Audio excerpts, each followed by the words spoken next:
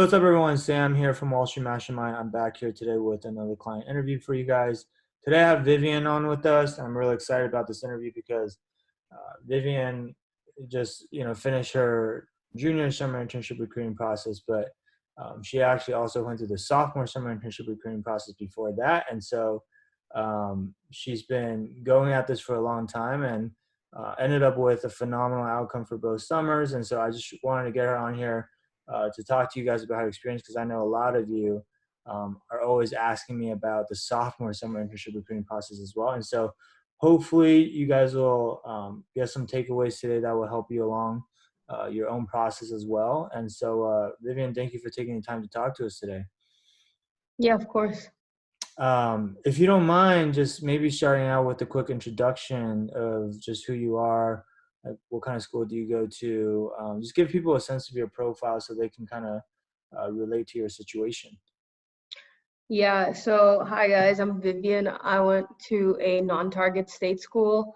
And just early on when I came to school, I knew that I wanted to do finance. I didn't know exactly what career I wanted to do. I learned about investment banking. I learned how tough it is to get in. I went through like the networking process and all that, but I wanted to refine it, my process. So I joined Wall Street Mastermind, and it was tremendous help. Got it. So when you joined us,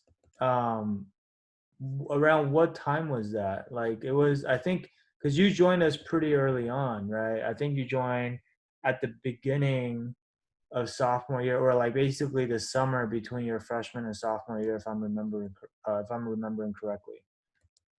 Yeah, it was during like the summer of my freshman year.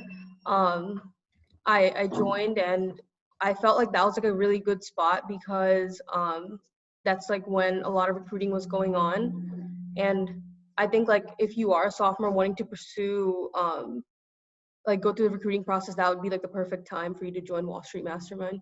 Mm-hmm. So like, how did you come across Wall Street Mastermind? Like, what made you want to join us in the first place? Yeah, I think what made me want to come, so like I learned about the recruiting process early on, but I just wanted to join because I wanted to refine my process, and I felt like Sam would help me a lot. And I came across Wall Street Mastermind on Facebook, and I had a call with Sam, and it went all good, and I highly recommend it. Got it. And what were some of the things that you were struggling with prior to joining Wall Street Mastermind? I think some of the stuff that I was struggling with was probably just like forming my answers to behavioral questions. I felt like I wasn't best at answering some of that, and I think Sam just helped me go through each and every one of those questions, as well as like some of the technicals. I just wasn't sure how banks wanted me to answer that, and since Sam has a lot of experience in there, like I was able to answer those questions better. Mm-hmm. Mm-hmm. Got it. So you joined freshman summer, and I know that at the time when we first spoke, I think you had already started applying to a few of the sophomore programs, right? Like with Citi, if I remember correctly, Citi, Morgan Stanley, Bank of America, UBS, like basically all the bulge bracket banks that actually have sophomore programs. Is that right? Yeah, I probably applied to like all the applications that were out for a lot of the bulge bracket banks that had like the sophomore programs. Yeah. Okay. Um, and so, like, can you just, for a lot of our listeners, who are underclassmen, or, maybe they're female like you are, and they're interested in a lot of these diversity programs, can you maybe just kind of walk them through at a high level what that process looks like? Like, how early did you have to start thinking about it? Like, when did the application come out? And just kind of give people a high level overview. Yeah, so for diversity programs, a lot of their applications come out during your spring freshman year. You can apply to a lot of those, and if you get accepted, it's really great. You get to learn more about the bank, learn about their interview processes. So Mhm. highly recommend that. Um, Yeah, I think most of them are like during your freshman spring. Got it. Okay. So then it sounds like what you were mostly struggling with was the interview process or like the interview itself, whether it's on the behavioral side or the networking side, right? I think I remember back when we first spoke on no, sorry, not on the networking side, the behavioral side or the technical side, right? And I think Hmm. back when we first spoke on the technical side, I remember I think you were mostly using the Vault guide, if I'm not mistaken, right? Like that's kind of what you were using to study. And so like Yeah. what did you feel like why wasn't that enough, I guess? Or like what was lacking that you feel like you still needed extra help in? Or what do you feel like you got from Wall Street Mastermind that you weren't able to get from, just reading some of these guides that are already widely available? Yeah, I think being a freshman and reading some of these guides. So like first of all, when you're a freshman, you probably haven't taken that many finance classes. And so like when you read these technical guides, you're just like reading it. You're not really understanding the concepts behind it. And then when someone interviews you, I feel like it's very easy for them to detect whether you like actually know something or not.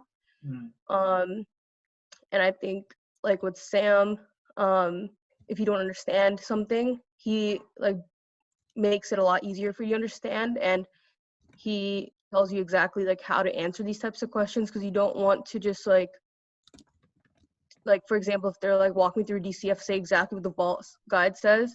It's very mm, robotic. You mm, want to really show you have like a high level like you understand it from a high level, and then if they ask you more granular questions, you can answer those. mm. So like basically like when they ask you more follow-up questions and kind of like conceptual questions or application type questions as opposed to just maybe like the formula of a DCF, like you're able to explain those things conceptually. Yeah. Okay, got it. Um, are you, so a lot of people always ask like, well, for sophomore summer internships, um, are the interviews that technical? Because you're not a junior, right? So most of the people that you're competing with probably don't have as much experience. Like, how much technical or how technical were the interviews? Or like, what would you say was the split between behavioral questions and technical questions in your experience? Yeah, in my experience, I would say it was definitely more behavioral. But that doesn't discount like those technical questions. Like if you get an interviewer who really wants to drill you on your technicals, if you have like a DCF on your resume, then of course you can get asked those. But for the most part, a lot of sophomore interviews are mostly behavioral, I feel like. Got it. But you still got basically you still got some interviews that had technicals, and so you still have to be prepared for it because if you weren't, Oh yeah. you get eliminated. Okay, got it. And how many rounds did you have to go through typically? Is it just like a first round and then sorry, I guess higher view, then first round, then super day? Just same thing as a junior summer internship, or was it different? Yeah, for my sophomore one, it was you applied, you get a higher view, and then it was a super day. And the super day was like three 30-minute interviews. Got it. Got it. Okay. And so like how many sophomore summer internships did you ended up interviewing for, or how many firms?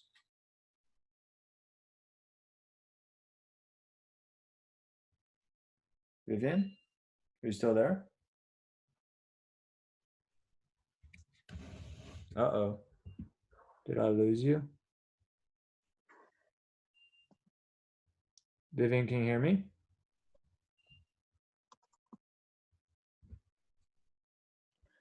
Um, Sorry, can you ask that question again? Oh yeah, sorry. I think maybe we lost our connection for a second there. Can you hear me okay? Yeah, it sounds good now. Okay. I was just asking, so which firms did you end up interviewing with for the sophomore summer internships? Yeah, it was just like Bank of America, Okay. and yeah, that was like one of the first places I interviewed, and then I ultimately like took their offer. Got it. Okay. So that was one of the first interviews you got, and then you passed it, and then you took the offer. Um, and then how was the sophomore summer internship experience like? Like, I mean, obviously you intern with mostly juniors, right? Because there's a lot more junior interns and sophomore interns. Were you just doing kind of the same work for the most part that the juniors were doing, or did you feel like the responsibilities were slightly different? Like, what was your experience like? Yeah, it was well, first of all, it was like virtual. Um but we for the most part did the same stuff that the juniors did, like the training, desk work, like everything was the same. Hmm. Got it. And then at the end of it, basically, if you do a good job, then they invite you back for another summer after your junior year, essentially. Yeah. Yeah. Understood. Um, and then so for the junior summer internship, um, you had the return offer, but then you also got, I think, well, at least one or two other offers that you had to decide that you had to choose between, right? Um yeah, I wanted to go back to like the same bank that I worked at. Yeah, got it. So you just decided to take Yeah. the Bank of America offer, and so that's where you're going back for junior year. Yeah. They actually during my sophomore year they gave me 2 summers. So um yeah, I went back. Like I'm going back for another summer. Got it. Okay. And do you go back to the same group for your junior summer as your sophomore summer, or do they kind of place you into a different group? So this bank specifically is good for its mobility process. I wanted to try out a different group. So next summer I'm probably going to be going through placement again. Okay. Got it. Got it. So that all makes sense. That's really helpful for our listeners. So the technical stuff, you feel like, okay, basically the benefit of working with Wall Street Mastermind was just that we helped you get a better conceptual understanding, especially considering the fact that you hadn't taken any of these classes in school yet. So you were kind of learning all these things from scratch. What about on the behavioral side? Like, because you also mentioned the behaviorals, like, what was the benefit on the behavioral side of things? Because a lot of students we talk to, they kind of feel like the behaviorals should be easier than the technicals, right? So what is there to get help on with the behaviorals, in your opinion? Yeah, I feel like students have like a lot of experiences, like a lot of the people um in your program I think are like they have great resumes, stellar experiences, but I feel like the hardest part with interviews is communicating that, just communicating your stories. And I think that you really helped, first of all, figure out what stories to talk about, and like second of all, how to formulate that and um, make those stories come across in like a good way, in like a um, efficient way. Hmm. So like, how, how big? Because you probably had your own version of the behavioral answers even prior to joining the program, right? Like, for example, if I had asked you, tell me about yourself, or walk me through your resume, you probably have some sort of answer prepared for that, right? Hmm. Um, how big of a difference were your answers like prior to working Wall Street Mastermind and after working Wall Street Mastermind? Like, was it really that different? Or like, I mean, how would you explain it to people that maybe haven't really gone through the process yet? Yeah, I think like going through and refining the answers with you was pretty beneficial. Before, like, I mean, I guess like one of my weakest parts was the higher views. Like those are always hard for me, but like understanding what to say just made me more confident doing those. Mm, Yeah. got it. And that's pretty important since higher views are basically kind of like the first step for every interview process now, or at least with the bulge bracket banks. Pretty much almost all of them have started implementing higher views as first rounds, right? And so Yeah, very important. so it's like if you can't get past the higher views, then you don't even actually get to talk to a real human being, right? No. Um, and I think for most people, the hardest part about higher views is just the fact that you don't get a lot of time. First of all, you don't get a lot of time to think about what you want to say for your answer. And so, they basically throw the question on screen, and then you have what, like 60 to 90 seconds to come up with an answer and organize your thoughts, right? Mm-hmm. And so, like, the key to really doing well with that is what, just pretty much going in knowing what are the best stories you want to use, and then also like how to structure those answers in an organized and concise way. Would you say that's kind of the key, or how are you able to improve in that aspect, or like what helped you the most there? Yeah, I think just like as I said before, just knowing what to say, because you do have like such a short amount of time to say what you want. So I think that was the key. Um, Making my answers more short but like to the point. Hmm. Got it. Okay. um and did you find that, like, going through the interview process, you being from a non-target school, like, did that hurt you at all, or did anyone ever ask you about it? Did that ever come up, or do you feel like, hey, once you got to the interview, it wasn't really an issue, it's just a matter of how do you actually get the interview coming from a non-target school? Yeah, I mean school always like has a huge part, and I feel like anything, but like I feel like once you like prove yourself, you like go to super day, it isn't like such a huge deal, I guess. You just gotta go there and like fight for what you want. Got it. Okay, so it's getting the interview that's the harder part, but once you get there, as long as you're prepared, both behaviorally and technically, then you're no different than anyone else, basically. Mm-hmm. Okay. Yeah. Okay, that's cool. um I guess if you go back to like the beginning of your recruiting process when you first started, and knowing what you know now, because obviously you're a lot more experienced now, having gone through this process already. What would you what would you tell yourself, like the version of you back then? Like, what's something that you wish you knew back then that you know now? What was one piece of advice, the most important piece of advice that you would give yourself, um, in hindsight? Because like basically, it's another way of asking, like, hey, for other people that are listening to this, if they're currently in the situation that you were in maybe a year or a year and a half ago, like, what would you want to tell them?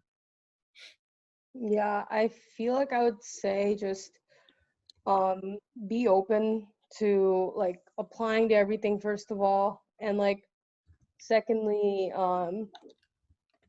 just to like always work hard and like fight for what you want, even if you come from like let's say you come from like a non-target school like me, like going and like getting a really good job, it isn't it's going to be difficult, but it's not impossible. So just always keep that in mind.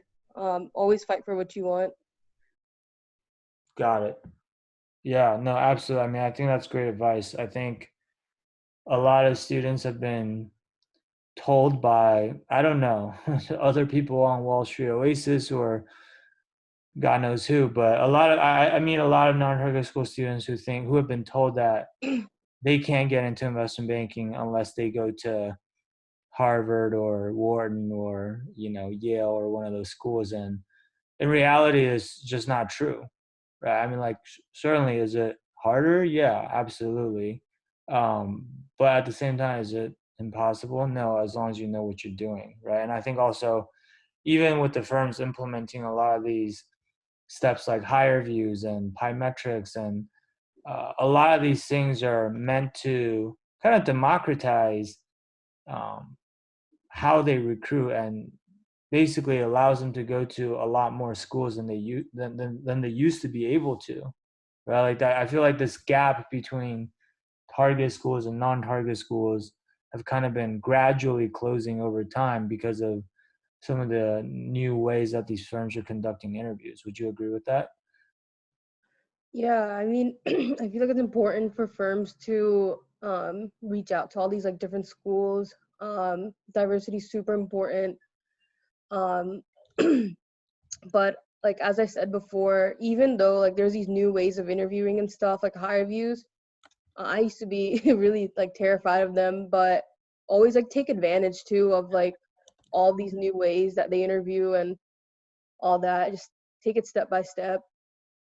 Mm-hmm. Mm-hmm. Yep, absolutely. Awesome. Well, look, I think for those of you that are listening, really what Vivian's story tells you is that I think even if you come from a non-target school, it's absolutely possible for you to break into, a top tier bank, a bulge bracket bank, um, and especially if you're, say maybe a female candidate or you're a diversity candidate, one really good way to do that is to take advantage of the diversity programs that they offer, right? Although to take advantage of those diversity programs, obviously you're going to have to start early, right? Because like Vivian said, they kind of start the application process during the spring semester of your freshman year, right? And so if you don't start preparing for banking until your sophomore year or even your junior year,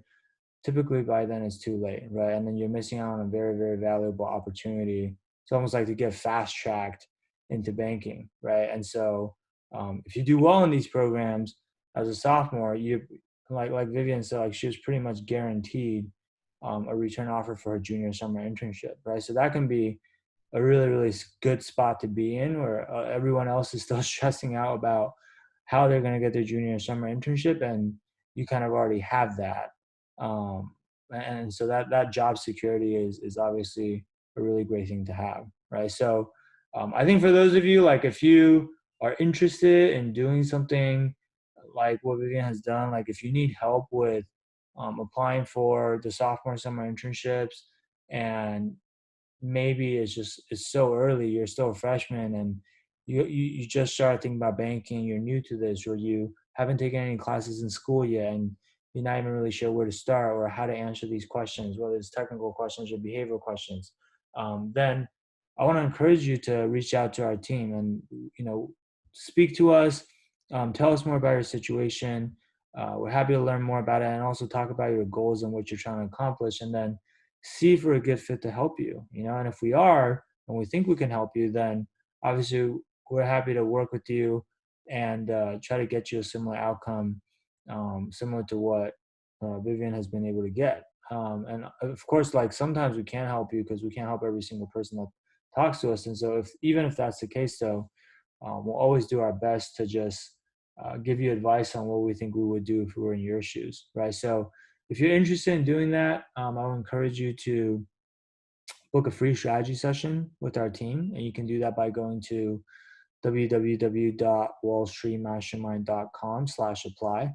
The street's abbreviated to ST, so it's wallstmastermind.com/apply. And just pick a time on our calendar that works for you. Although our calendar space is limited and it's first come, first serve. So I would do that as soon as possible if that's what you're interested in. And we look forward to speaking with you. All right. So Vivian, I want to thank you again for taking the time to speak with us today. And obviously, again, I've already told you this many times, but huge congrats on all the success that you've been able to have in this process. And it was really fun working with you and just seeing what you were able to accomplish. And, I look forward to continuing to stay in touch and just seeing all the success that you continue to have ahead of you. Yeah, thank you so much. Absolutely. It was a pleasure. So, guys, that'll be it for today. Thank you guys for tuning in, and we'll be back with another one of these for you in the near future. All right. Talk soon. Bye.